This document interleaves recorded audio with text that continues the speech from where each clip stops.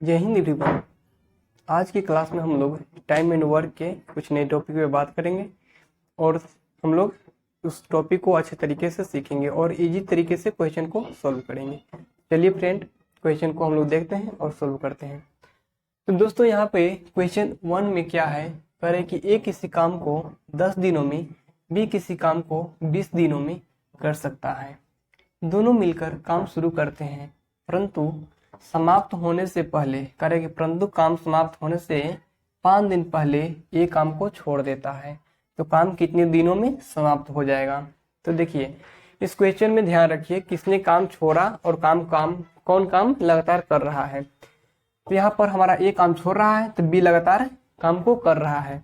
तो जो काम को कर रहा है उसका दिन को हम ऊपर लिखेंगे, यानी कि बी किसी काम को 20 दिन में करता है तो बी को हम ऊपर लिख लेंगे, बी का काम के दिन। अब ए का जितना दिन था और बी का जितना दिन था उस दोनों को हम जोड़कर नीचे लिख लेंगे। तो 10 और 20 30। अब इस 5 को क्या करना है, ए काम छोड़ रहा है तो ए का जितना दिन था ना पहले, उस 5 को हम ए में जोड़ देंगे, ए का दिन में। तो 5 को इस दिन में जोड़िए, 10 में जोड़िए तो कितना हो जाएगा, 10 और 5 15 गुने 15। तो 15 अब इसको हम कैंसिल करना है तो 15 दूना 30 और 2 दहिए 20, यानी कि टोटल वर्क हमें कितना दिनों में खत्म हो जाएगा, 10 दिनों में। ठीक ना, करें तो काम कितने दिनों में समाप्त हो जाएगा? काम हमारा 10 दिनों में समाप्त हो जाएगा, आंसर हो गया। लेकिन यहाँ पे रुकिए थोड़ा और देखिए, इस क्वेश्चन में एक और क्वेश्चन छुपा है। कह रहा है कि अगर यहाँ से आपसे पूछ देगा कि ये तो पूछ दिया आपसे कितने दिनों में समाप्त होगा, ये हो गया आंसर हमारा। लेकिन कह दिया कि ए ने कितने दिनों तक काम किया भाई, तो ए ने कितने दिनों तक काम किया, तो जो टोटल काम हमारा 10 दिन में खत्म हो रहा है तो ये कितने दिनों तक काम किया,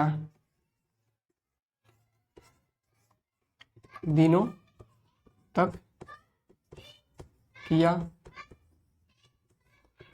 ये कितने दिनों तक काम किया। तो टोटल वर्क माइनस इस 5 को कर लीजिएगा क्योंकि 5 दिन पहले काम को छोड़ रहा है ये। तो 10 माइनस 5, यहाँ पर 5 दिनों तक इन्हें काम किया था। यानी कितने दिनों तक काम किया था, 5 दिनों तक।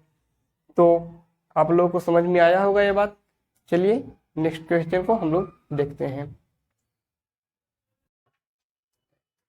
देखिए क्वेश्चन नंबर A2 है, सॉरी A2 है। कह रहा है कि ए किसी काम को 30 दिन में और बी किसी काम को 15 दिनों में कर सकता है।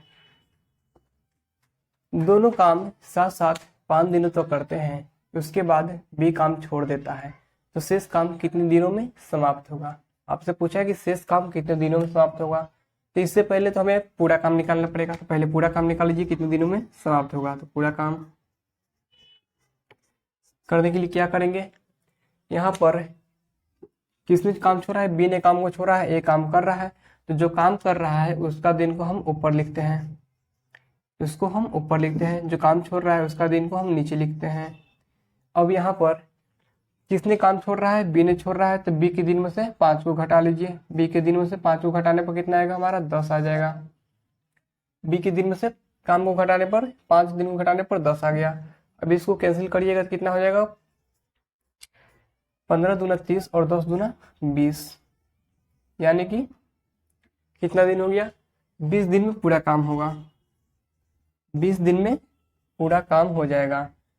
लेकिन हमसे पूछा कि शेष काम कितने दिनों में समाप्त होगा। तो शेष काम समाप्त होने के लिए इसमें से 20 माइनस 5 दिन, क्योंकि 5 दिन में दोनों काम किया है, इसलिए 20 माइनस 5 बराबर 15 दिन।